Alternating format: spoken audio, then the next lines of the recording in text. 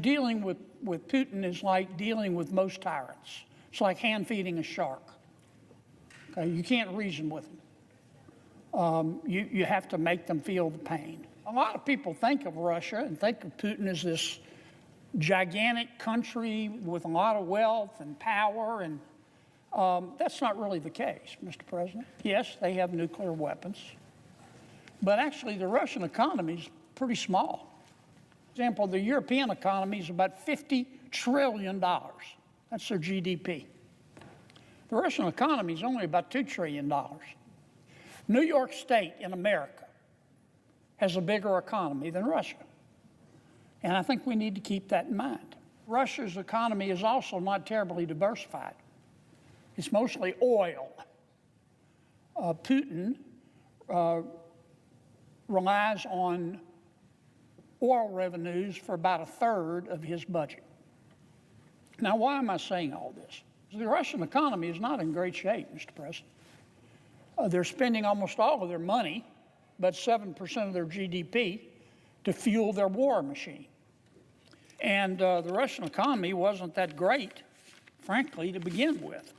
The numbers and the statistics, you will see that the Russian economy, at one point, inflation was through the roof.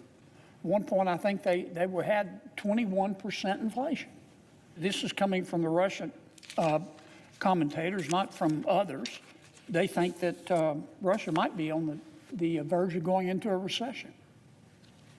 And if you look at the numbers coming out of Russia, manufacturing in Russia is declining. Consumers, people, ordinary people in Russia, tightening their belts. Inflation, which I alluded to, Mr. President, remains high. The Russian budget is strained. Their growth model in Russia, their model of sustenance, is based on the war, and they're starting to feel the effects of that. In the first quarter of this year, the Russian GDP grew 1.4%. You might be thinking, well, that's not bad. It's not great, but it's not bad. The fourth quarter of 2024, though, if you look at the numbers, the Russian economy grew 4.5%. So clearly it's slowing. Why is it slowing? Well, number one, the price of oil is down.